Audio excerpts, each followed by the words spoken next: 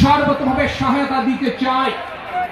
কিন্তু জাতীয়তাবাদী দলের একজন ক্ষুদ্র কর্মী হিসেবে আমার দুটি প্রশ্ন অন্তর্বর্তীকালীন সরকারের, যেই প্রশ্ন খুলনার এই গণতন্ত্রকামী মানুষের মাধ্যমে আজকের এই মঞ্চ থেকে আমি উপস্থাপন করতে চাই।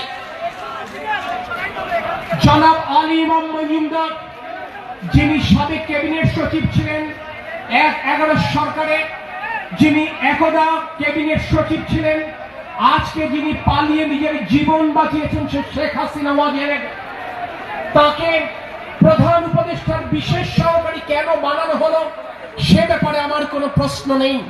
কিন্তু আমার প্রশ্নটি হচ্ছে, তিনি ডিসি নিয়োগের ক্ষেত্রে একটি ক্রাইটেরিয়া সেট করেছেন, সেটি হচ্ছে এডিসি জেনারেল পদে ন্যূনতম 1 বছর দায়িত্ব পালন করলেই তাকে ডিসি পদে নিয়োগ দেওয়া হবে। প্রিয় সাথী সহযোগিতাবৃন্দ, গত 16 বছরে ছাত্রলীগ, যুবলীগ এবং শ্রমিক লীগের গুন্ডা ব্যতীত পিএসসির মাধ্যমে, প্রশ্ন ফাঁসের মাধ্যমে যাদের চাকরি হয়েছে তারা ব্যতীত কেউ কি প্রশাসনের কোন গুরুত্বপূর্ণ পদে অধিষ্ঠিত হতে পেরেছে?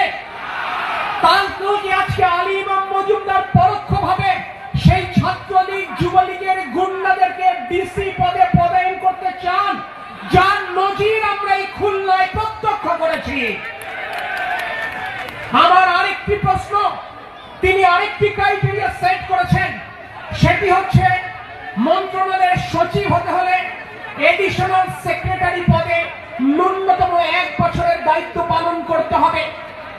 এর মাধ্যমে তিনি কার্যত শেখ হাসিনার সাজিয়ে রাখা প্রশাসনে দ্বিতীয় স্তরে যারা আছেন তাদের উপস্থিতি নিশ্চিত করেছেন। অর্থাৎ আরো 1 বছর শেখ হাসিনার সাজানো প্রশাসনের অধীনে এই অন্তর্বর্তীকালীন সরকারকে পরিচালিত হতে হবে, যার নজির আমরা প্রতিনিয়ত দেখছি। এই সরকার প্রতি মুহূর্তে হোঁচট খাচ্ছে।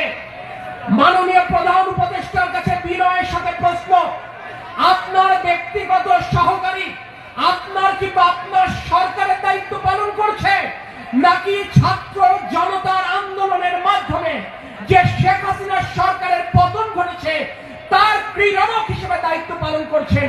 এই প্রশ্ন আপনার কাছে রেখে আমি বিদায় নিচ্ছি। আল্লাহ হাফেজ। বাংলাদেশ জিন্দাবাদ, বাংলাদেশ জাতীয়তাবাদী দল জিন্দাবাদ। শহীদ রাষ্ট্রপতি জিয়াউর রহমান বীরত্ব অমর হোক। দেশনেত্রী বেগম খালেদা জিয়া জিন্দাবাদ। আগামী দিনের রাষ্ট্রনায়ক, দেশনায়ক তারেক রহমান জিন্দাবাদ।